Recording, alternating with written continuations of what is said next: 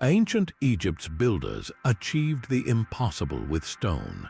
Their engineering feats are so advanced that modern science still cannot fully explain them. You are about to discover 30 of these ancient mysteries, from the Great Pyramid's perfect alignment to temples carved with impossible precision. We will explore why these colossal structures, built thousands of years ago, continue to defy our understanding. How did a civilization with simple tools move stones heavier than our heaviest machinery? What secret knowledge allowed them to build with an accuracy we struggle to match today? By the end, you will see this ancient world in a completely new light, questioning what we think we know about human history. What part of this lost world intrigues you the most? The Great Pyramid of Giza stands as a testament to impossible precision. Its four sides align almost perfectly with the four cardinal directions: north, south, east, and west. The most staggering fact is its orientation to true north. The pyramid's base is misaligned by a margin of just 3/60ths of a single degree. To put that into perspective, this level of accuracy rivals what we can achieve with modern GPS and satellite technology. How could a civilization from 4,500 years ago, working with what we assume were simple tools, accomplish such a feat? This is not a matter of being roughly correct. This is a level of exactness that defies easy explanation. The builders did not have magnetic compasses, which would not be invented for millennia, so what method did they use? One prominent theory points to the stars. It is suggested that the ancient Egyptians could have used a rod and a sighting circle to track the movements of a specific star, perhaps circling the north celestial pole. By marking the stars rising and setting points on the horizon, they might have bisected the angle to find a true north-south line. This method, while theoretically sound, demands an incredible amount of patience and a profound understanding of the night sky. Another theory proposes the use of the sun's shadow. Using a vertical gnomon or a simple stake, they could have tracked the tip of its shadow throughout the day. The shortest shadow cast would point directly north, yet achieving the pyramid's near-perfect alignment with this method alone presents its own set of immense practical challenges over such a vast construction site. The sheer scale of the pyramid's base, covering over 13 acres, makes any small error in the initial alignment magnify dramatically over distance. This leads to a compelling and enduring mystery. Did the Egyptians possess a sophisticated tool, perhaps using water or some other principle that has been lost to time? A tool that would allow them to establish a meridian line with such breathtaking accuracy. The absence of any archaeological evidence for such a device only deepens the puzzle. The method remains one of history's greatest unsolved secrets, a silent challenge from the past that continues to baffle engineers and archaeologists to this day. But this precision extends far beyond the pyramid's external alignment. Deep within its heart, in the king's chamber, rests another engineering marvel that is equally baffling. This is the granite coffer, a massive sarcophagus carved from a single block of incredibly hard stone. The coffer is far too large to have been brought into the chamber after it was built. It was placed there first, and the enormous chamber was constructed around it, a fact that raises immediate and profound questions about their construction planning. The stone itself is rose granite, one of the hardest stones known to ancient or modern masons. Working it with the soft copper tools we attribute to the Egyptians would be like trying to carve steel with a butter knife. The coffer's exterior and interior surfaces are flawlessly smooth, polished to a degree that suggests a technology far beyond simple pounding and grinding. Its corners are perfectly square, and its dimensions are precise to a fraction of an inch. How was this achieved? The creation of this box represents a monumental undertaking. The hollowing out of the interior from a single block of granite is a feat that would challenge modern craftsmen even with diamond-tipped saws. The ancient Egyptians are believed to have used tubular drills with abrasive sand, a process that would have been agonizingly slow and required an unimaginable amount of labor and constant innovation. But the placement of the coffer presents an even more tangible puzzle. The entrance passage into the king's chamber is narrower than the sarcophagus itself. This means the massive stone box, weighing many tons, was set in place before the chamber's final roofing stones, some weighing over 50 tons each, were painstakingly maneuvered into position above it. This implies the builders possessed an extraordinary level of foresight and logistical genius, coordinating the placement of this immense, finished object before completing the most difficult architectural elements of the chamber itself. The coffer stands as a silent, immovable testament to a lost art, a puzzle box sealed within a greater one, challenging us to understand not just how it was made, but how the entire construction sequence was ever conceived. This same mastery over granite is demonstrated on a truly colossal scale with the ancient obelisks. These towering, needle-like monuments carved from a single piece of stone present a three-part puzzle of almost unimaginable difficulty. The challenge began in the distant quarries of Aswan, where workers had to first extract a perfect block of red granite weighing over 400 tons. Using only stone balls and wooden wedges, they would painstakingly carve deep trenches around the chosen stone, eventually freeing it from the living bedrock.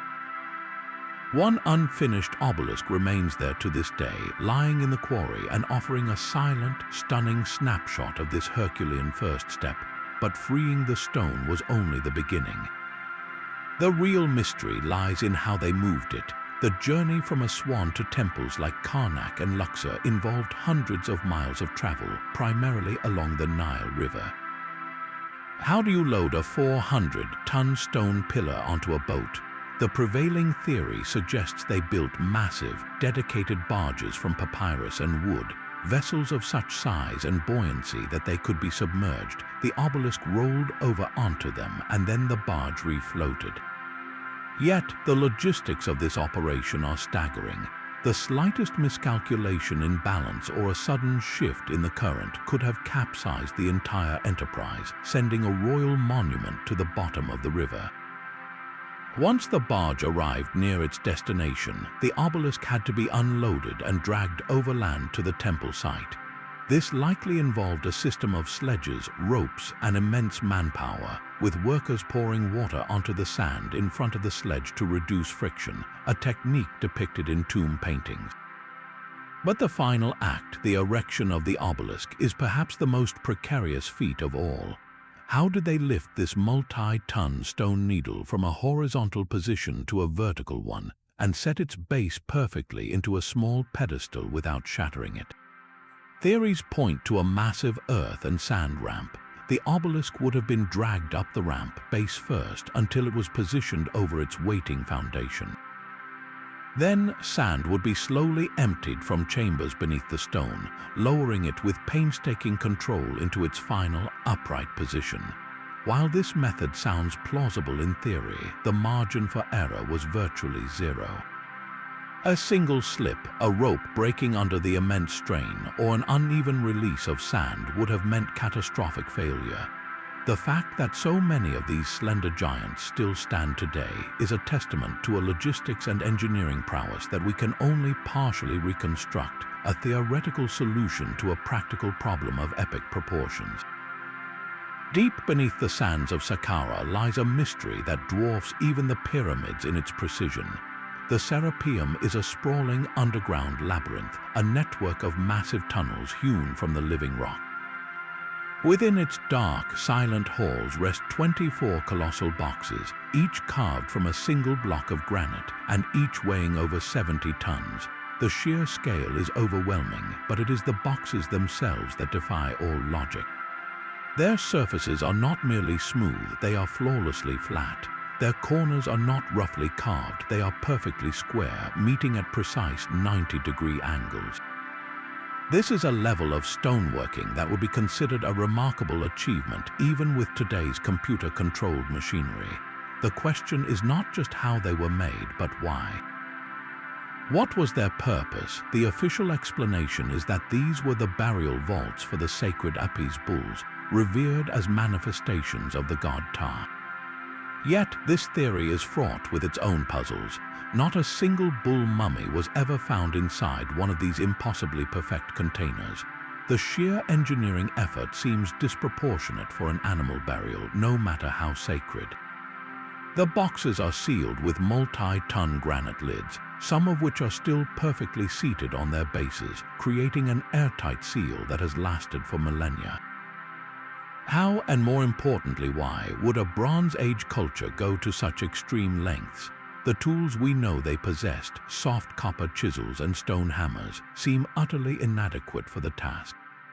Working granite of this hardness with copper tools is like trying to shape a diamond with a piece of chalk. The prevailing theory suggests they used a method of pounding the stone with dolerite balls, a harder stone, to slowly pulverize the granite surface. But this method, while possible, cannot account for the immaculate flatness and the razor-sharp, perfectly square corners seen throughout the Serapeum. The surfaces are so flat that they appear to have been milled or planed by a massive, unknown machine. This has led to a fierce and ongoing debate. Could the ancient Egyptians have possessed a lost technology, a secret method for working stone that has since vanished from history?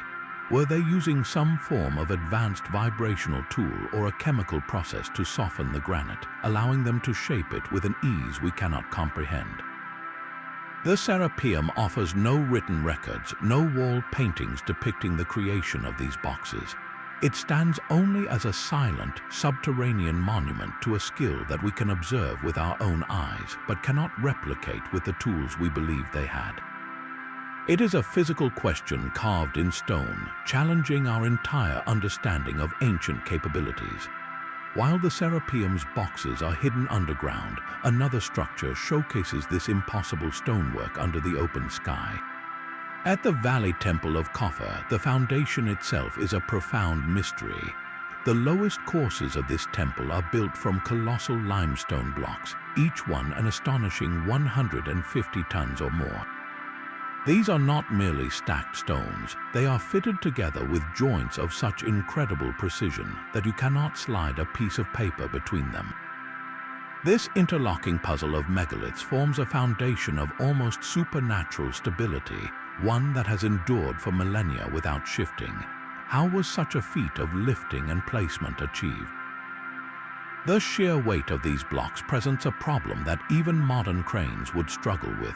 We imagine teams of laborers hauling stones on sledges and ramps, but the accuracy of the fitting defies this simple image. Each block had to be lowered into its exact position with a delicacy that seems at odds with its crushing mass. The surfaces where the blocks meet are not just flat, they are often convex or concave, locking together in complex three-dimensional patterns. This suggests the builders were not just strong, they were master geometers, shaping stone with an intuitive understanding of form and pressure that we can scarcely comprehend. The techniques used here are not fully understood because they seem to belong to two different eras of engineering. The upper levels of the temple are built with smaller, rougher blocks, a method we can easily explain.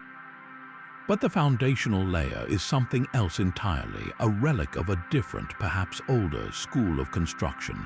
This has led to a compelling theory. Could these Cyclopean foundation stones be the work of a much older, lost civilization, whose advanced methods were later mimicked with lesser skill? Or did the Egyptians of Khafre's time possess a secret, a temporary golden age of engineering knowledge that was simply too difficult or too costly to maintain? The temple's base stands as a silent, monumental question, a testament to a method of building that appears, achieves perfection, and then vanishes from the archaeological record. That same obsessive precision was not reserved for hidden chambers or foundations. It was the very skin of the Great Pyramid itself. Before erosion and later builders stripped it away, the pyramid was encased in brilliant, smooth, white Tura limestone. These were the casing stones, and their fitting is perhaps the most visually stunning engineering feat of all. Each massive block, some weighing 15 tons, was locked to its neighbors with joints so tight you could not fit a razor blade between them. The gap was less than 1/50th of an inch. This is not the kind of rough, mortar-filled joint you see in later stonework. This is a machinist's level of perfection, but applied to an entire mountain of a building. Creating this on such a colossal scale is baffling. How do you manufacture tens of thousands of individual stones, each one a unique, slightly trapezoidal shape, to such an exacting standard? The process would have required an unimaginable system of quality control. After being quarried, each stone would have been painstakingly shaped and polished. The prevailing theory is that they used a system of sledges to transport them and then ramps to raise them into position, but the final placement is the real mystery. How did they lower these multi-ton stones into a perfect interlocking position without chipping the edges? It would be like trying to assemble an immense, heavy jigsaw puzzle from the outside in, with no room for error. The method for achieving this perfect fit is one of Egypt's greatest lost arts. Some researchers suggest the masons might have used a slurry of fine sand and water between the stones, using a grinding action to slide them into a final, perfect seat. Others propose they employed some form of precise leveling and guiding system, perhaps using water-filled trenches as a giant level to ensure every single course was perfectly flat before the next was laid. Yet, no definitive evidence for these techniques remains. The knowledge died with the builders. Later pyramids built by the same civilization show a marked decline in this casing stone quality. The secret, it seems, was not just about having the right tools, but about possessing a specific, refined technique that was incredibly difficult to sustain. The Great Pyramid's skin was its final, glorious statement, a shimmering white cloak of impossible geometry that reflected the sun with blinding intensity. Today, only a few of these original casing stones remain at the very base, protected by the sands that once buried them. They are a silent, polished remnant of a standard of craftsmanship that the world would not see again for thousands of years. The flawless casing stones of the Great Pyramid present a monumental logistical problem. How were those final 15-ton blocks maneuvered into their perfect positions, hundreds of feet in the air, without the aid of a massive external ramp wrapping the entire structure? The traditional image of a single, straight ramp stretching to the sky collapses under its own impracticality. The volume of material needed for such a ramp would have rivaled the pyramid itself, and its footprint would have obliterated the surrounding construction site. This absence of physical evidence for an external ramp has forced a radical rethinking of the entire construction process, leading to one of the most compelling modern theories, the concept of an internal spiral ramp. Imagine building a mountain from the inside out. This theory suggests that the Egyptians constructed the pyramid with a series of internal, corbelled galleries, essentially tunnels spiraling upward within the core of the structure itself. Workers would have dragged stone blocks along these dark, ascending passages, turning corners at each level to continue their climb. This internal system would have solved several critical problems at once. It would have kept the exterior clear for the precise placement of the casing stones. It would have protected the workforce and the building materials from the harsh desert sun. Most importantly, it would have used the growing pyramid as its own support structure for the ramps, a brilliantly efficient and self-consuming design. The architectural challenges, however, were immense. The corners where the ramp turned would have been incredibly tight, requiring a sophisticated method for pivoting multi-ton blocks in a confined space. Some proponents of the theory suggest the use of cranes or counterweight systems at these key points, a kind of primitive but effective internal elevator. The entire process would have demanded an extraordinary level of pre-planning, as the ramp's path had to be carefully integrated into the pyramid's internal layout, leaving the chambers and passages we see today. Yet, for all its elegant logic, the internal ramp theory remains just that, a theory. no definitive archaeological evidence for these spiraling corridors has ever been found. Probing the pyramid with non-invasive techniques like muon radiography has revealed tantalizing voids, but their shape and purpose are still hotly debated. Could these voids be the ghostly imprint of the very ramps used to build this wonder, or are they simply structural gaps, leaving the greatest construction secret of the ancient world still sealed within the stone? The silence from within the pyramid is deafening, challenging us to solve a 4,000-year-old puzzle with no surviving instructions. The pyramid's perfect skin began its life as rough stone, torn from the earth with a force we can barely comprehend. To supply the Great Pyramid alone required over 2 million individual blocks, each one quarried from the surrounding plateau. The method for freeing these giants seems deceptively simple in theory. For the softer limestone, workers used hardened dolerite pounding stones to carve deep trenches around a block, effectively isolating it from the bedrock. For the immensely hard granite, they employed a clever trick with wood and water. They would drill a line of holes along the desired fracture line, then hammer dry wooden wedges into them. When these wedges were soaked with water, they would expand with tremendous force, cleanly splitting the stone along a predetermined plane. This technique speaks to a profound understanding of natural physics. But the practical reality of these methods reveals a staggering contradiction. How could such primitive tools, in the hands of thousands of workers, produce the sheer volume of stone needed at the relentless pace the pyramid's construction demanded? The quarries at Giza and Tura are not chaotic wastelands. They are organized landscapes with precise channels cut deep into the rock, showing a systematic, almost industrial extraction process. The blocks they produced were not rough-hewn boulders. While not yet polished, they were consistently shaped with relatively flat surfaces and squared edges ready for their final dressing. Achieving this consistency with nothing but stone hammers and swelling wood seems almost impossible from a modern productivity standpoint. The sheer logistics are mind-boggling. Teams of workers would have had to operate in perfect coordination, pounding and splitting in rhythm to feed the insatiable appetite of the rising pyramid. The noise must have been deafening, a constant, thunderous percussion echoing across the plateau. The amount of dolerite consumed in this process would have been astronomical, requiring its own dedicated mining and supply chain. And all of this had to happen in the scorching sun, day after day, for decades. This was not a haphazard effort. It was a perfectly orchestrated symphony of brute force and delicate precision, a feat of mass production that would not be rivaled for thousands of years. The quarries themselves are the silent, overlooked evidence of this lost industrial genius, posing a question not just of how they worked the stone, but how they managed the immense human and material engine required to do it on such an impossible scale.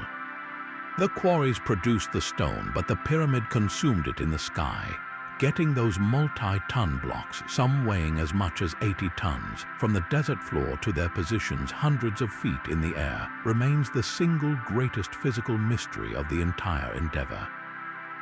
This is not a question of simple strength, but of brilliant physics. How do you lift the weight of a modern tank repeatedly with nothing but ropes, wood, and human muscle? The proposed solutions are as varied as they are ingenious, yet each one presents its own monumental challenges. One of the most discussed theories involves a massive system of levers. Teams of workers could have used long, sturdy wooden beams to pry a block upward, one small increment at a time. They would lift one side, slide a wooden or stone packer underneath, then move to the other side and repeat the process. This walking the block up a series of steps would have been a painstakingly slow, grueling ballet of coordinated effort. The sound of creaking wood and shouted commands would have filled the air as they inched these colossal weights toward the heavens. While mechanically plausible for the lower levels, this method becomes dangerously unstable and incredibly inefficient for the upper reaches of the pyramid. The height of the levers and the number of men required would have become unmanageable. Another prominent theory relies on the concept of the straight or zigzagging external ramp. A massive earthen incline built from desert rubble and gypsum mortar could have provided a sloping road for workers to drag sledges laden with stone. This is a satisfyingly direct image, but it runs into a problem of sheer scale. To reach the top of the Great Pyramid, a straight ramp would have needed a length of over a mile, and its construction would have required more material than the pyramid itself. A zigzag ramp tracing the pyramid's faces would reduce the length but introduce difficult, tight corners for maneuvering huge blocks. The third, and perhaps most clever, idea is the use of counterweights. Imagine a large sled loaded with a heavy block, attached by ropes running over a wooden scaffold to an empty sled descending the other side of the pyramid. By adding water or sand to the descending sled to make it heavier, or by simply using gravity, the descending weight could help pull the loaded sled upward. This system would effectively use the pyramid's own height as a mechanical advantage, reducing the brute force needed. Yet, the evidence for such a sophisticated setup is entirely absent from the archaeological record. There are no anchor points, no remains of the massive wooden frameworks that would have been necessary. Each of these theories requires an army of laborers, a feat of organization that is itself a kind of miracle. The true method might have been a combination of all three, changing as the pyramid grew taller. Or it might have been a system so elegantly simple that we have overlooked it entirely, a secret known only to the master builders who saw their work complete and took the knowledge with them. The silence from the empty quarry and the finished pyramid is a constant reminder that we can see what they built, but we are still struggling to understand how they ever managed to lift it. Some of the heaviest stones in the pyramid are found in its deepest chambers, blocks of granite far too weighty for simple ramps. This has led to a radical and controversial idea, the water shafts theory. Imagine a sealed, watertight shaft running vertically up the side of the growing pyramid. At its base, a massive stone block is placed on a floating barge or within a sealed, buoyant container. By pumping water into the shaft from the nearby Nile, the builders could make the barge and its immense cargo rise effortlessly to the required level. It is a concept of breathtaking simplicity, using the fundamental principle of buoyancy to defeat gravity. Proponents of this theory point to the discovery of what appear to be remnant harbor structures near the Giza Plateau, suggesting a vast network of canals that could have brought water right to the pyramid's base. They also highlight ancient depictions of boats carrying obelisks, interpreting them not as literal river travel, but as symbolic representations of this hydraulic lifting process. The system could have been incredibly efficient, lifting dozens of heavy blocks simultaneously with minimal human labor, powered only by the steady flow of water. So why is this elegant solution not the accepted story? Mainstream Egyptology raises several powerful objections. There is no physical evidence for these proposed water shafts, no remnants of the immense waterproof linings that would have been necessary to hold the pressure. The logistics of pumping enough water to such a great height using only ancient technology present an enormous challenge in itself. Furthermore, the theory requires a belief in a technology, large-scale hydraulic engineering, for which there is no other evidence in the entirety of ancient Egyptian architecture. The water shafts theory remains on the fringe, a captivating what-if scenario that elegantly solves the problem of lifting, but in doing so, creates a host of new puzzles about the tools and methods available. It forces us to ask a difficult question. Is the absence of evidence for such a system proof it never existed, or is it merely a testament to how completely the builders cleaned up their work, leaving behind a mystery crafted from silence and stone? The Aswan quarries hold a frozen moment of ancient ambition, a project of staggering scale that was abruptly abandoned. Here lies the unfinished obelisk still attached to the bedrock, a monument to what might have been. If completed, it would have been the largest obelisk ever erected, stretching 137 feet and weighing an almost unimaginable 1,200 tons. Its sheer size is what makes it so valuable to us today, for it is a perfect time capsule, revealing the step-by-step process of how the Egyptians wrestled these giants from the earth. The method is brutally clear. Workers carved deep, narrow trenches around the three exposed sides of the obelisk, using nothing but handheld balls of dolerite, a stone harder than the granite itself. They pounded away hour after hour, creating a channel just wide enough for a man to stand in. You can still see the tool marks, the relentless, patient percussion that slowly deepened the trench. This was not a process of cutting, but of pulverizing, a testament to sheer, dogged persistence. The true mystery, however, lies in the final step, the moment of separation. How did they plan to free the bottom of this colossal stone from the living rock? The prevailing theory is that they intended to use the same clever physics employed elsewhere. They would have drilled a series of holes along the base and driven dry wooden wedges into them. When these wedges were soaked with water, they would expand with incredible force, creating a clean fracture and finally releasing the obelisk. But here, the theory meets a stark physical reality. The obelisk was never freed because a catastrophic crack appeared in the granite, rendering the entire project useless. This flaw, heartbreaking for the ancient builders, is a gift to us. It reveals the immense risk involved. The stone was not a predictable, uniform material. A hidden weakness, an unseen stress point, could shatter years of work in an instant. The obelisk's very presence forces us to ask a deeper question. What then? How did they plan to move a stone weighing as much as 200 elephants? The logistics of extracting this behemoth from its deep trench, loading it onto a barge, and transporting it down the Nile are problems that push the boundaries of ancient engineering. The unfinished obelisk is more than a failed project. It is a silent tutorial, a masterclass in ambition, method, and the ever-present shadow of failure in the ancient world. The stone itself is not the only mystery locked within the Great Pyramid. Holding those massive blocks together is a mortar of unknown origin, a material that has baffled scientists for decades. This is not simple lime mortar like that used in medieval cathedrals.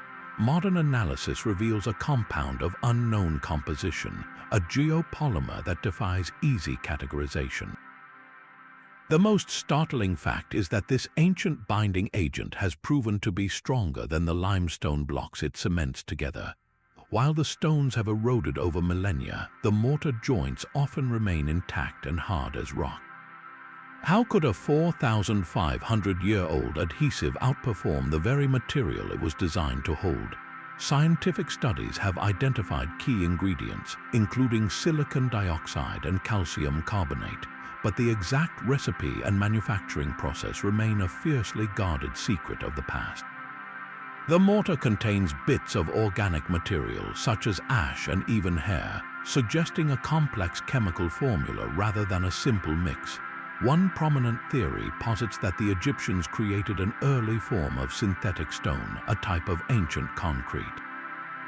This theory suggests they did not just quarry all the blocks, but may have cast some of the pyramid's core stones using a slurry of crushed limestone, special clay, water, and a reactive salt binder from the Nile. This geopolymer concrete would have been poured into molds, setting into an artificial stone that is chemically almost identical to the natural one. This would explain the incredible fit between blocks, as a poured material could fill every microscopic imperfection. Yet, replicating this process has proven incredibly difficult. Modern chemists have struggled to recreate a mortar with the same crystalline structure and longevity. The secret may lie in a specific high-temperature mixing process or a rare mineral activator that we have not yet identified. Why would a culture with access to limitless stone go to such extraordinary lengths to invent a superior artificial one? The answer might be one of practical genius. Castable stone would solve immense logistical problems, reducing the need to quarry and transport every single block. It would allow for faster construction and that perfect, seamless fit. The mortar mystery forces us to reconsider the very nature of the pyramid's construction. Were we not just looking at master carvers, but at the world's first chemical engineers whose recipe for stone has been lost to the ages? Far to the south of Giza, another structure reveals a different facet of the Egyptians' obsession with celestial alignment. The Sun Temple of Pharaoh Niuserra at Abu Ghurab is not a tomb, but a vast open-air machine for capturing the sun's power. Its entire design revolves around a single, monumental feature, a colossal central obelisk. This towering stone needle was not just a symbol, it was the very heart of the temple, functioning as a giant sundial that cast its shadow across a meticulously arranged courtyard. The platform for this obelisk is an engineering marvel in itself, a massive, sloping mass of rubble and mud brick faced with fine limestone, designed to elevate the cult monument high above the surrounding plain. But the true precision lies in the relationship between the obelisk and the altar placed before it. This altar is carved from a single, breathtaking block of translucent alabaster, a stone chosen for its ability to glow when struck by sunlight. The alignment is so exact that on specific solar festivals, the shadow of the obelisk would have fallen directly upon this altar, creating a dramatic interplay of light and shadow, stone and sun. The engineering required to achieve this effect was immense.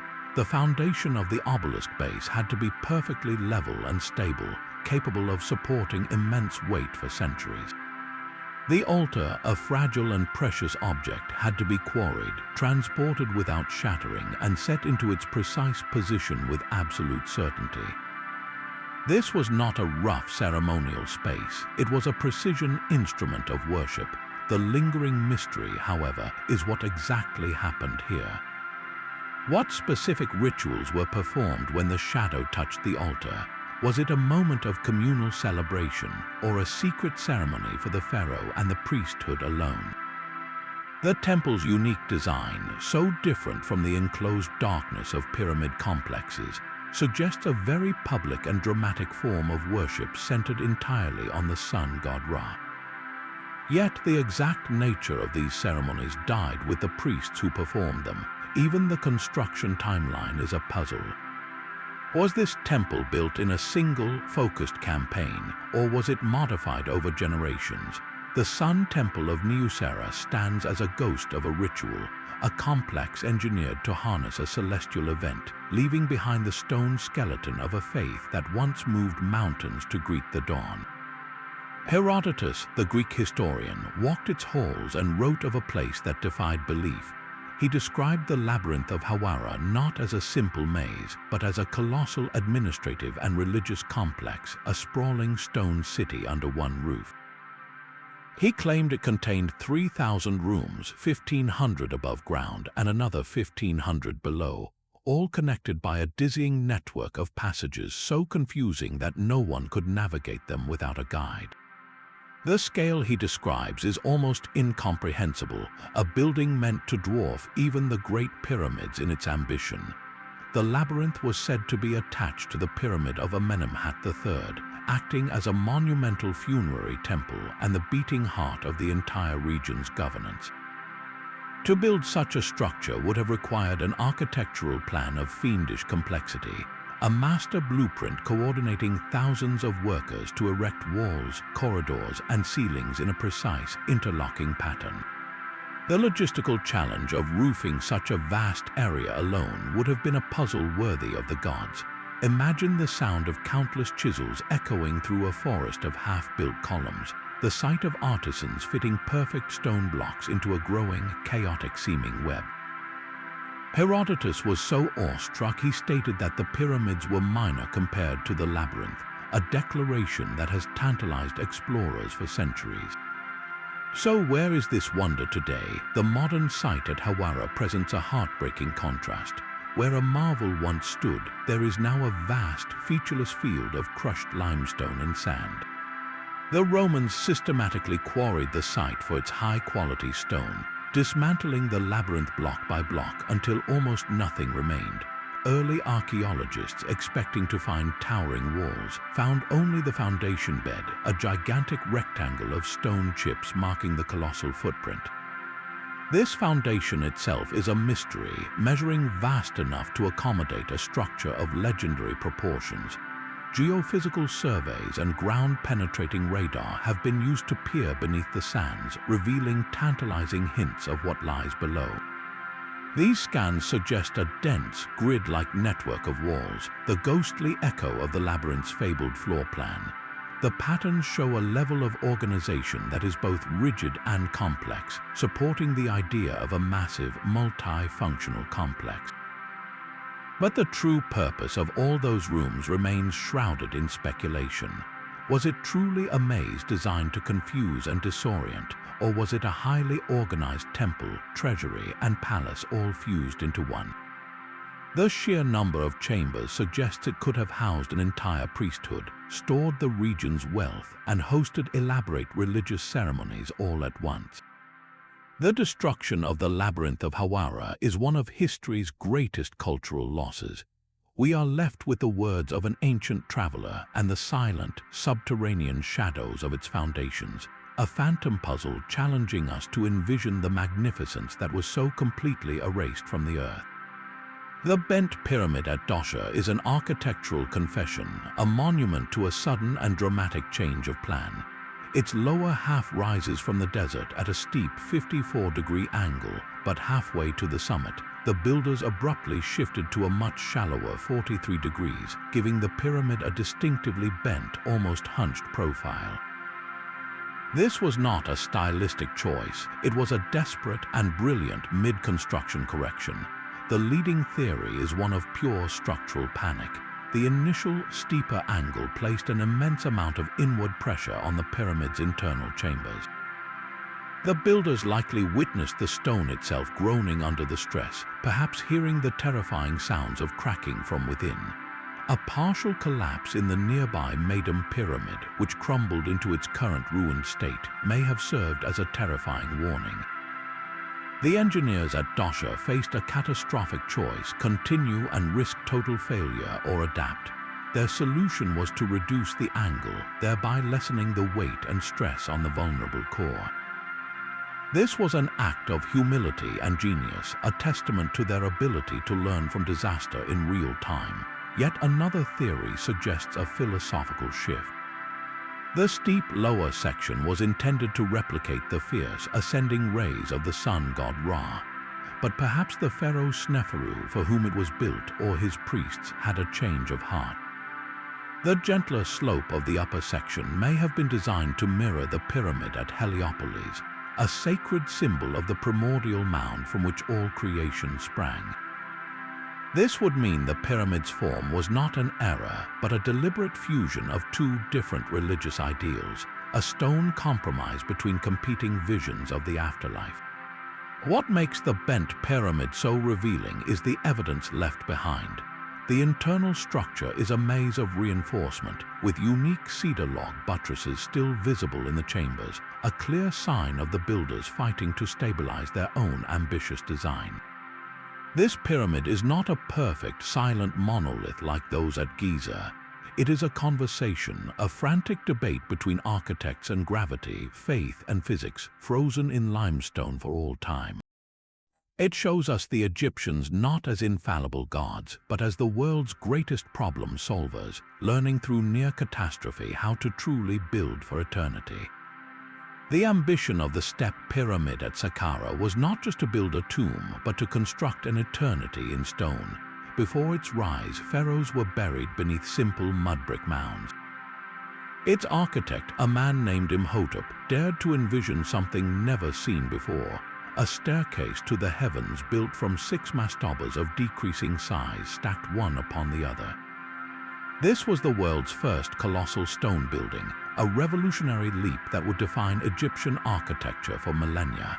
Imhotep's genius lay in his translation of tradition. He did not invent new forms so much as he immortalized old ones. The entire complex, from the surrounding walls to the fake chapels within, was built in limestone that carefully mimicked the organic materials of earlier construction. The walls are carved to look like reed mats and wooden logs. The doorways are stone representations of rolled-up curtains. He was essentially building a permanent version of the pharaoh's earthly palace, freezing perishable materials into an everlasting stone replica. This required a profound understanding of both the old ways and the new materials' potential. The internal structure is a dizzying honeycomb of tunnels and shafts, a testament to a design that evolved during construction. The initial plan was for a simple, large mastaba tomb, but it was subsequently enlarged, and then the concept of stacking levels was born. This means the builders were literally figuring it out as they went, adapting and reinforcing the core to support the unprecedented weight of the added levels. How did they know the foundation could bear such a load? How did they plan the network of underground galleries, some reaching down to a depth of 90 feet without causing a collapse? The tunnels were lined with beautiful blue faience tiles and housed tens of thousands of stone vessels, a treasure trove sealed away in the dark. The central shaft, which held the royal sarcophagus, was then sealed with a gigantic granite plug weighing several tons, a feat of precision lowering that had never been attempted before. The mystery of the step pyramid is not just its final form, but its very conception. How did Imhotep convince the pharaoh Djoser to embark on such a radical, untested project? There were no blueprints, no precedents for working at such a scale with stone. Every block set was an experiment, every level raised a gamble against gravity. The project would have required a complete reinvention of quarrying, transport, and construction logistics. The result was more than a tomb. It was a prototype, a daring first draft that launched the age of the pyramids and established an architectural legacy built on a foundation of pure, brilliant innovation. Deep within the pyramid's core, the final act of sealing the pharaoh's chamber was a feat of precision engineering. Long after the burial ceremony, workers high above in hidden chambers performed a final, irreversible task.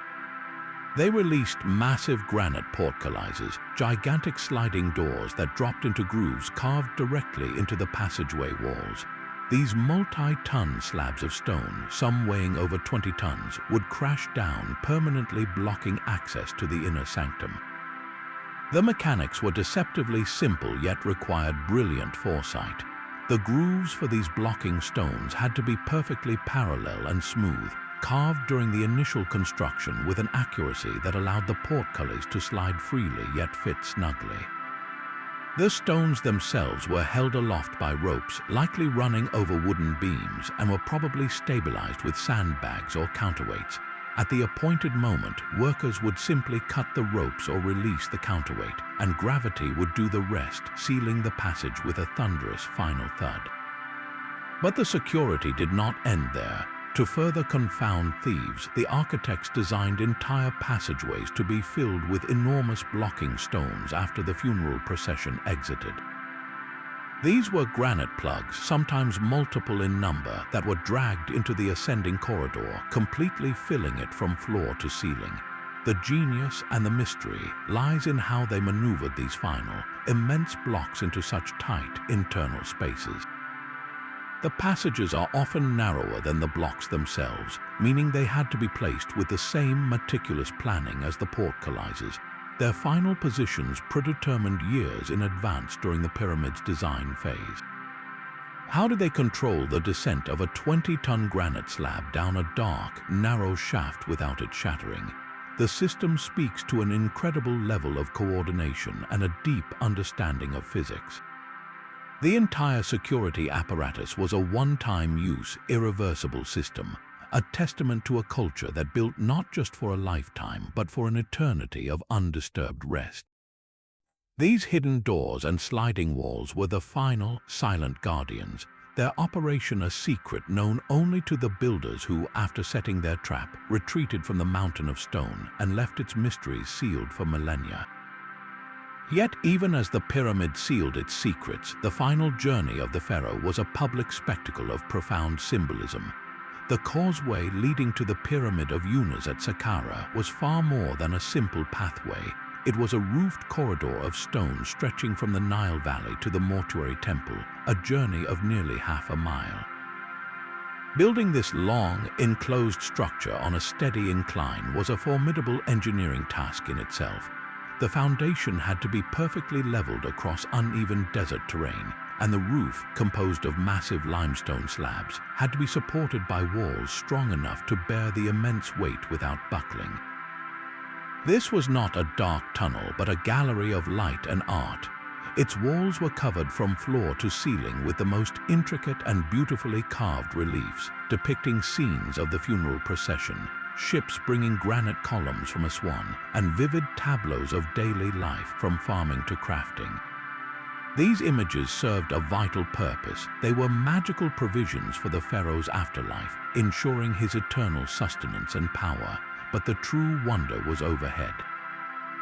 The ceiling of the causeway was painted a deep, midnight blue and dotted with thousands of five-pointed stars, gleaming in brilliant gold. This was a literal map of the heavens, a portable night sky designed to guide the soul of the pharaoh directly from his earthly tomb to the eternal realm of the gods. Walking this corridor during the funeral would have been an overwhelming sensory experience, the painted stars shimmering in the torchlight, the carved stories unfolding on either side, all leading the king's spirit on its final ascending path. The causeway was a brilliant fusion of civil engineering, sacred art, and symbolic astronomy, a machine for the soul built to bridge the world of the living and the dead. It stands as a testament to a belief so powerful it could shape stone and paint the very heavens to ensure a king's destiny among the stars. Descending into the Red Pyramid is a journey into the earth itself. A steep, narrow passage plunges 200 feet down at a sharp angle, forcing you to crouch and shuffle into the profound darkness below. At the bottom lies a feat of subterranean engineering, a perfectly constructed chamber carved from the bedrock far beneath the pyramid's core. The first challenge was simply digging this deep while maintaining a perfect straight line. Without lasers or modern levels, the builders likely used a system of plumb bobs and sighting lines, checking their progress with torches to ensure the tunnel did not waver even a fraction of an inch over its incredible length. But the true marvel is the chamber itself. This was not a rough cavern. Its walls were dressed with fine limestone, creating a perfect, polished room in the absolute dark. The ceiling is corbelled, each layer of stone projecting slightly inward until they meet at the top, a technique that cleverly distributes the crushing weight of the entire pyramid above it.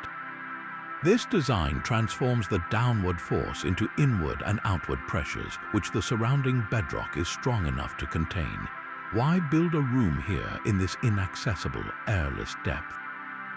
It was likely an elaborate decoy, a false burial chamber designed to confuse tomb robbers and protect the true sarcophagus higher up in the pyramid structure. The psychological effect is undeniable, a profound and deliberate disorientation for any intruder who managed to navigate the daunting entrance shaft. The effort involved was staggering. Every piece of limestone for the wall facings, every tool, every drop of water for the workers had to be painstakingly carried down that claustrophobic incline. The air would have been thin and stale, the heat oppressive, the darkness held back only by flickering oil lamps. Constructing this hidden vault was an act of both extreme engineering and profound cunning, a silent stone trap set for thieves, proving that the greatest mysteries of Egypt are often buried in the deepest dark. Two figures of a seated pharaoh rise from the plain, each carved from a single block of quartzite sandstone and weighing an estimated 700 tons. The colossi of Memnon, guardians of a vanished mortuary temple, were more than just silent sentinels. For centuries, one of them was known to sing. Ancient travelers, from the Greek geographer Strabo to the Roman Emperor Hadrian, documented a strange phenomenon. At dawn, the northern statue would emit a sound described as a musical note, a gentle chime, or the twang of a breaking harp string.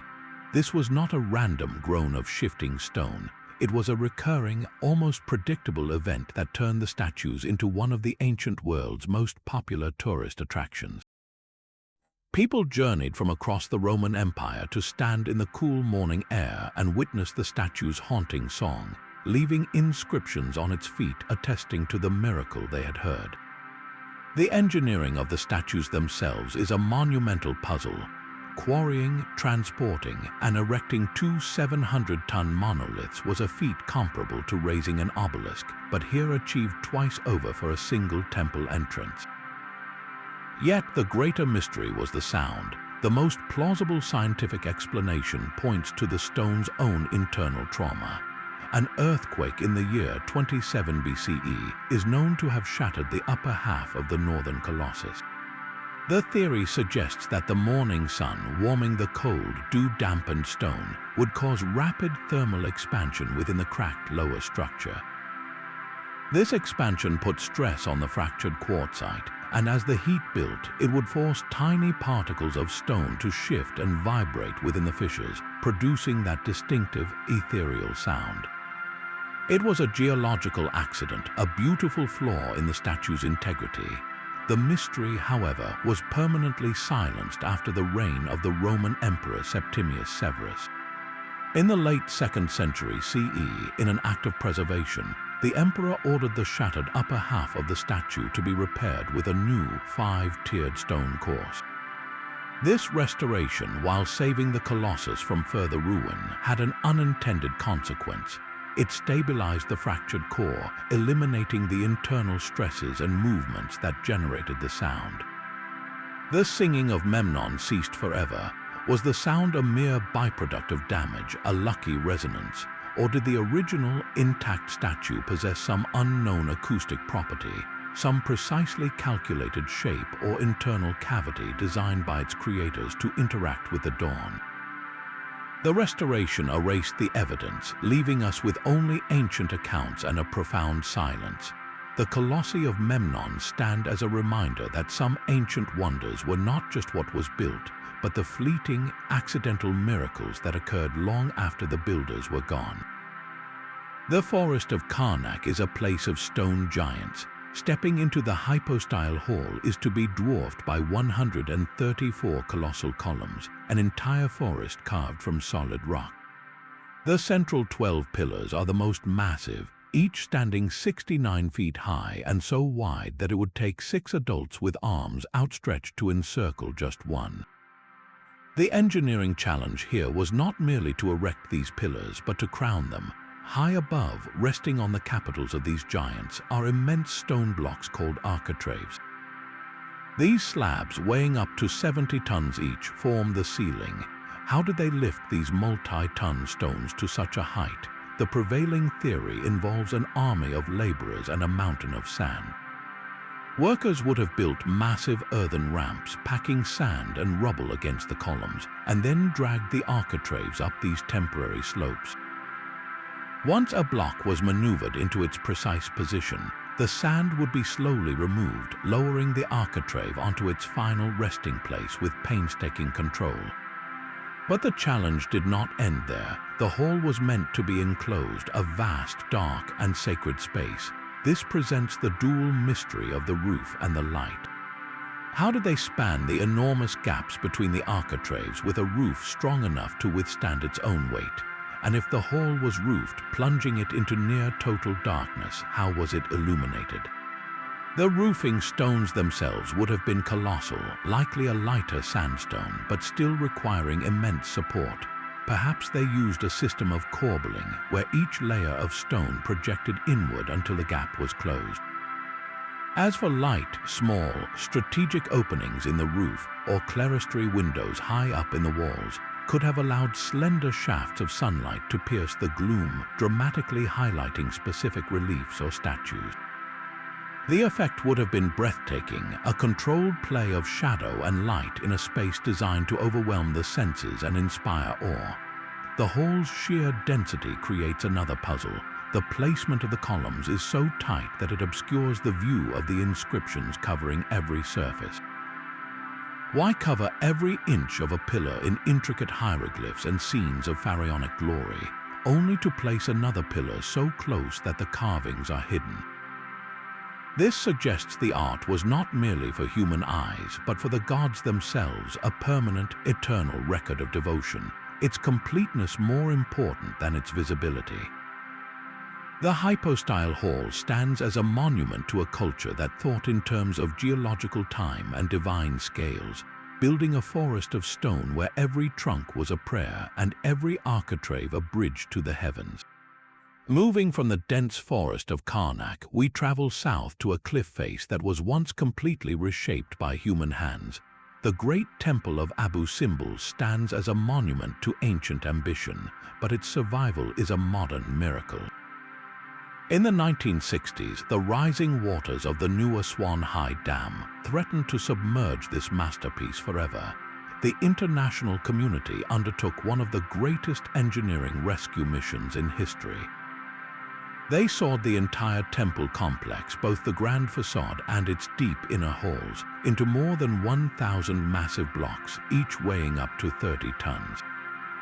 These blocks were then carefully moved to a new location 200 feet higher and 65 feet further back from the river. The entire cliff was artificially reconstructed around them, a man-made mountain built to hide and protect the reassembled temple. This monumental effort, using cranes, saws, and global expertise, saved Abu Simbel, yet it raises a humbling question for our modern age. If it took a 20th century international project with advanced technology to simply move the temple, how did the ancient Egyptians under Ramses II manage to carve it directly from the living cliff in the first place? The original construction is a feat that arguably surpasses even the relocation. The temple facade is dominated by 4 seated colossi of the pharaoh, each 66 feet high, carved not from separate blocks but directly from the mountain itself. The workers did not build upward, they excavated inward and downward, removing thousands of tons of rock to create the colossal statues and the vast halls that extend 185 feet back into the cliff. The precision is breathtaking. The entire temple was oriented so that twice a year, on approximately October 22nd and February 22nd, the rays of the rising sun would penetrate the deep interior, illuminating the statues of Ramses and the gods Amun and Ra-Horakhti in the sanctuary, leaving only the god of the underworld, Ptah, in shadow. Achieving this solar alignment required not just architectural skill, but profound astronomical knowledge, all calculated and executed as they carved blindly into solid rock from the outside in. Could a team of modern engineers, restricted to the copper chisels, dolerite pounding stones, and wooden levers of the ancient world, replicate this achievement? The challenge seems almost insurmountable. The sheer volume of rock to be removed, the perfect symmetry of the colossal statues, and the exact solar alignment would require a level of planning and execution that pushes the boundaries of what we believe was possible. The relocation of Abu Simbel was a triumph of modern engineering, but it also cast the original builders in a new, even more mysterious light, revealing a lost art of working with mountains on a scale that still defies belief. Deep within the crypts of the Hathor Temple at Dendera, a series of strange carvings cover the walls. These reliefs show what look like large, transparent light bulbs, each containing a snake coiled into a filament, connected by a cable to a box that seems to be held by a priest. To the modern eye, the resemblance to electrical technology is uncanny and has fueled theories of ancient power sources lost to time. The mainstream explanation from Egyptology, however, is far more symbolic. These are interpreted as depictions of a lotus flower, a symbol of creation and rebirth from which a divine snake representing a god is emerging. The so-called cable is a lotus stem and the box is a divine pedestal. This fits perfectly within the known religious iconography of the period. Yet, this interpretation leads to a practical engineering question that the symbolic answer does not address. If these were not functional devices, how did the ancient Egyptians illuminate the pitch-black, windowless interiors of tombs and temples like the ones here at Dendera? The walls and ceilings in these subterranean chambers are completely free of soot, ruling out the widespread use of torches or oil lamps that would have left telltale residue. Some have proposed the use of highly polished mirrors to reflect sunlight deep into corridors, but the complexity and precision required for such a system over long, winding distances make it highly improbable. Could they have possessed another method of generating clean, bright light? The reliefs at Dendera may not be blueprints for a light bulb, but they stand as a provocative reminder of a very real, unsolved problem. How did they see what they were doing in the absolute dark? The answer remains shrouded in a shadow just as deep as the crypts they built. Beneath the step pyramid lies a different kind of treasure, one not of gold but of stone. The underground galleries of Djoser's complex are home to a silent army of over 40,000 vessels, each one perfectly carved from the hardest rocks on Earth. These are not rough pottery jars, they are exquisite works of art crafted from diorite, granite, and basalt, stones so tough that modern sculptors use power tools with diamond tips to shape them. The sheer number is overwhelming, but it is the individual craftsmanship that defies belief. Many of these jars have walls ground down to a delicate thinness, with lips so finely tapered they seem impossible for a culture we believe had only simple copper tools. How do you hollow out a solid block of granite into a perfectly symmetrical jar with a narrow neck and a flawless interior? The prevailing theory of using tubular drills with abrasive sand seems almost comically inadequate for achieving this level of finesse on such a massive scale. The process would have been agonizingly slow, a symphony of endless, patient grinding that consumed countless lifetimes. This leads to the central, haunting question: why? Why would a civilization commit such an immense reservoir of skilled labor to create objects meant to be sealed away in darkness forever? These were ritual vessels destined to hold the organs, oils, and offerings for the pharaoh's afterlife. They were a physical prayer, an act of devotion so absolute that it demanded perfection even in the unseen and the inaccessible. The jars represent an economy of eternity, where the value was measured not in utility, but in the unwavering belief that every perfect object in the dark sustained the king's soul in the world to come. This was a society that could marshal its greatest artistic and engineering talents not for public monuments, but for the certainty of a king's journey beyond the stars, leaving behind a subterranean gallery of stone questions with no answer but the silent perfection of the work itself. Far beneath the stone floors of Karnak and other great temples, another kind of engineering marvel lies hidden. Deep, perfectly circular shafts plunge straight down through sand and rock, reaching for the hidden water table.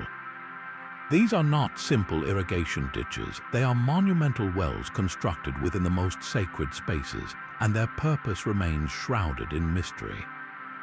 Why would a culture centered on the predictable flood of the Nile go to such extreme lengths to dig these precise, stone-lined channels inside their temples? The obvious answer is for fresh water, but the sheer scale and precision suggest something more. These wells may have been part of a complex hydraulic system, supplying water not just for drinking, but for elaborate ritual purification ceremonies that required a constant, controlled flow. Could they have achieved something even more advanced? Certain temple reliefs depict scenes that are startlingly suggestive. They show figures holding what appear to be long tubes, with liquid flowing from them in a steady, arcing stream, not a simple pour. To some researchers, this looks less like a description of carrying water and more like a representation of a pressurized system, perhaps using gravity or even primitive pumps to create a directed flow. The concept of using water pressure was known in the ancient world, but we have never found physical evidence of pipes or pumps in Egypt. This leads to a tantalizing possibility. Did the Egyptians possess a sophisticated, perhaps even temporary, hydraulic technology built from perishable materials like wood and leather? A system of bellows and sealed tubes could, in theory, create enough pressure for fountains or ritual displays, materials that would have decayed to dust millennia ago, leaving only these cryptic carvings as a hint. The wells and the reliefs together form a puzzle. They point to a mastery over water that went far beyond simple agriculture, a hidden world of ritual hydraulics that transformed temples into places of both spiritual and engineering power, where the control of water itself was a form of magic made real. These narrow shafts are far more than simple corridors. They are 4 perfectly straight channels, no wider than 8 inches, carved through the massive stone blocks of the pyramid's core. 2 originate in the king's chamber, punching through the masonry to the outside world, while the other 2 from the queen's chamber mysteriously stop deep within the structure, their ends sealed by small stone doors with copper handles. For a civilization working with copper chisels and stone tools, the engineering required to drill these long, perfectly straight tunnels through hundreds of feet of solid limestone and granite is staggering. How did they maintain such precise alignment from the inside out without any deviation over such a tremendous distance? The initial theory, and the most widely accepted, is a celestial one. The southern shaft from the king's chamber was found to point directly toward the constellation of Orion, which the Egyptians associated with the god Osiris. The northern shaft aligned with the circumpolar stars, the so-called imperishable stars that never set, which were linked to eternal life. This suggests the shafts were not built for the living but for the dead pharaoh. They were cosmic launch tubes designed to provide a direct pathway for the king's soul to ascend and join the gods in the night sky. But what of the shafts in the queen's chamber, the ones that lead nowhere? This is where the mystery deepens. A robot equipped with a camera was sent up one of these southern shafts, and after navigating its entire length, drilled through the limestone door only to find another, similar door just a few inches behind it. Why seal a channel so meticulously if its purpose was purely symbolic? This has fueled an alternative, more practical theory. Perhaps these were not star shafts at all, but part of a sophisticated ventilation system designed to keep the air fresh for the workers during construction, or to maintain a specific atmospheric condition within the sealed chambers for ritual purposes. Yet this too feels incomplete. Why would a ventilation shaft be built with such astronomical precision, angled to specific stars with an accuracy that rivals modern observatories? The 2 theories seem to be at odds, one spiritual and one practical. But what if the ancient Egyptians saw no such distinction? What if the flow of air and the journey of the soul were part of the same divine mechanism? The exact purpose of these enigmatic tunnels remains locked behind those tiny stone doors, a puzzle of intent as much as engineering, challenging us to understand a worldview where the physical and the celestial were seamlessly woven into one reality. Herodotus was not a man easily impressed, yet his account of the Hawara labyrinth is filled with a sense of stunned reverence. He wrote of a complex so vast and bewildering that it contained 3,000 rooms, a number that strains belief. He claimed its roof was made entirely of stone, and its passages were so convoluted that no one could find their way without a guide. For centuries, this was dismissed as the exaggeration of a Greek traveler.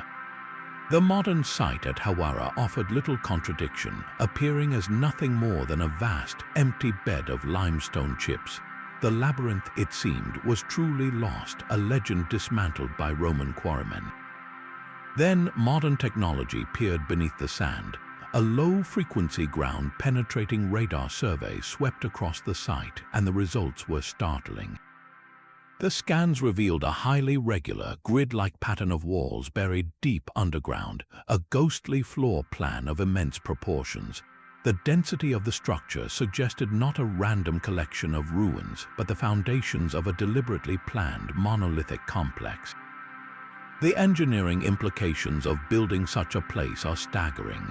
To roof over 3,000 chambers with stone slabs, as Herodotus described, would have required an architectural master plan of fiendish complexity.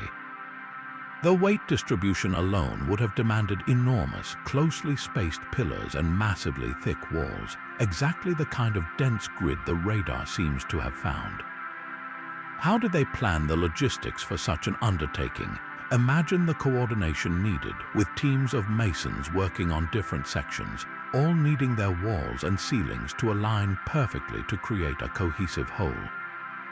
The labyrinth was not just a maze, it was a single colossal building, a stone city under one roof.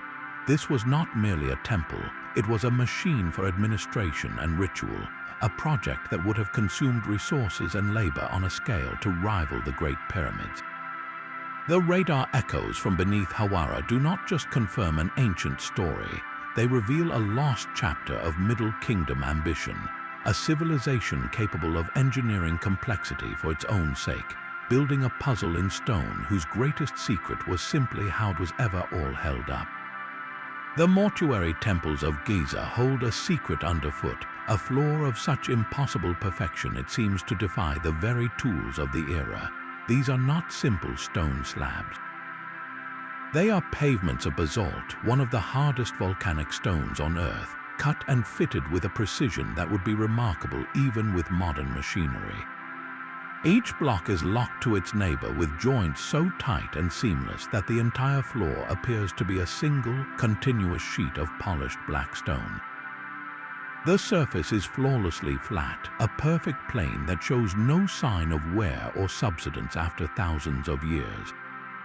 Why would a civilization go to such extraordinary lengths, choosing a material so notoriously difficult to work for the floor of a temple? Basalt is harder than steel, a fact that makes its manipulation with the soft copper tools we attribute to the Egyptians seem utterly fantastical. Imagine trying to carve a block of granite with a piece of chalk, and you begin to understand the scale of the puzzle. The prevailing theory suggests a process of brutal, patient abrasion. Workers would have used even harder stones like dolerite to pound and grind the basalt surface, slowly pulverizing it particle by particle. They might have used sand, wet or dry, as a grinding agent, dragging large, flat stones back and forth over the surface in a grueling polishing process that could have taken years for a single room. But this method, while possible, struggles to account for the absolute flatness achieved over such large areas. How did they ensure that the entire floor was a single, unbroken plane without any dips or rises? They likely used water as a giant level, creating shallow trenches around the work area and filling them with water to establish a perfectly flat datum line across the entire site. Yet the sheer labor involved is almost unimaginable. This leads to the deeper question of choice. Why basalt? This stone, black and gleaming when polished, held profound symbolic meaning. It was connected to the fertile black silt of the Nile flood, the substance of life itself, and was also associated with the underworld and resurrection. By walking on this perfected black stone, the pharaoh was symbolically traversing the realm of death and rebirth, his footsteps echoing on a surface that mirrored the eternal, dark waters of creation. The floor was not merely an architectural feature, it was a sacred stage, an integral part of the ritual landscape. The effort to create it was an act of devotion, a physical prayer carved in one of the most unyielding materials on the planet, leaving us to wonder if their methods were not just a testament to stubborn persistence, but to a lost art of working stone that we have yet to rediscover. The sprawling foundation of the Great Pyramid covers more than 13 acres, a vast artificial plateau carved directly from the Giza bedrock. For this base to support a mountain of stone, it had to be perfectly level, a feat of engineering that still stuns surveyors today. The entire foundation deviates from a true plane by less than 1 inch across its entire surface. Achieving this with simple tools seems an impossible task, yet the evidence is right beneath our feet. The Egyptians certainly had tools for this work. The merkit, a narrow palm rib with a slit cut in it, was used as a sighting tool to track the alignment of stars, establishing straight lines and right angles. For leveling, they likely used a simple but effective device known as a bay level. This was a shaped frame with a plumb bob hanging from its apex. When placed on a surface, if the plumb line aligned with a mark at the center of the crossbar, the surface was level. This tool works beautifully on a small scale for checking a single stone. But how do you use it to level an area the size of a small city? The process would have been painstakingly slow. workers would have set up a grid of trenches across the entire foundation site, flooding them with water. Since water always finds its own level, they could have used this principle to mark a consistent height at thousands of points across the plateau. Teams would then have painstakingly cut the bedrock down to these marks, a process of constant checking and rechecking that would have taken years. Yet, this still does not fully explain the result. The precision is so high that it suggests a system of control and verification far beyond what we can easily reconstruct. Could the bay level and water trenches alone account for an error margin of less than 1 inch over such a colossal distance? Some researchers argue that these simple tools, in the hands of supremely patient and skilled craftsmen, were indeed enough. They point to the Egyptians' profound understanding of practical geometry and their relentless pursuit of perfection. Others, however, look at that near-perfect plane and see the ghost of a lost technology.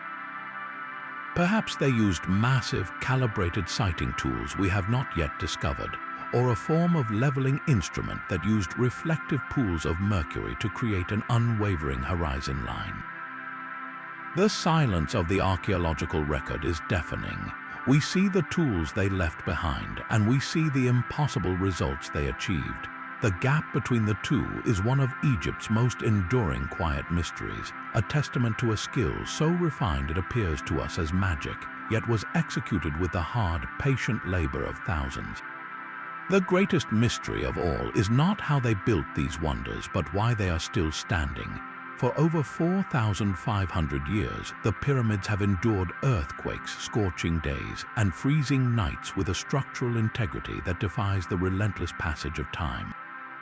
This longevity was no happy accident. It is the result of design choices so sophisticated they seem to anticipate the very forces of nature we struggle to control today. Consider the pyramid's brilliant geometry. The massive weight is distributed evenly across its vast base, a design that inherently resists seismic activity. During an earthquake, the pyramid's shape allows the energy to dissipate through its structure, much like a tree swaying in the wind rather than a rigid tower that might snap. The builders even incorporated small gaps and flexible mortar joints between some of the core blocks, creating a structure that could shift and settle without cracking apart. They were not just stacking stones, they were building a dynamic system designed to move with the earth, not against it. They also understood the enemy of thermal expansion. The desert experiences brutal temperature swings, with stone expanding in the day's heat and contracting at night. This constant movement can cause cracks and fractures over time. The pyramid's outer casing stones, fitted with those impossibly tight joints, acted as a monolithic skin, locking the structure together and protecting the inner core from the full stress of these daily cycles. The sheer mass of the pyramid itself created a thermal inertia, absorbing the sun's energy so slowly that the internal temperature remained remarkably constant, a stable environment shielded from the destructive forces outside. Even the internal chambers reveal this deep understanding.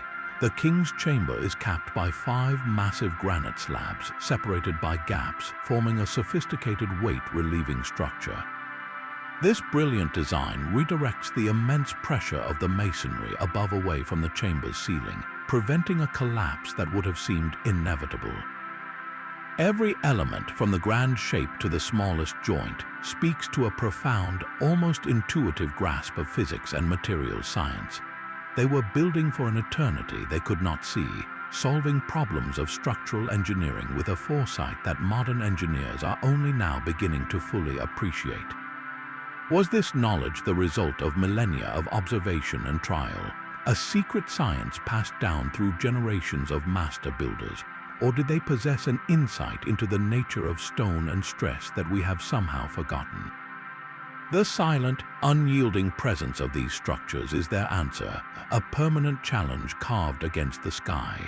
From the impossible precision of the pyramids to the monumental scale of the temples, these 30 ancient mysteries form a single, silent question echoing across 4,000 years.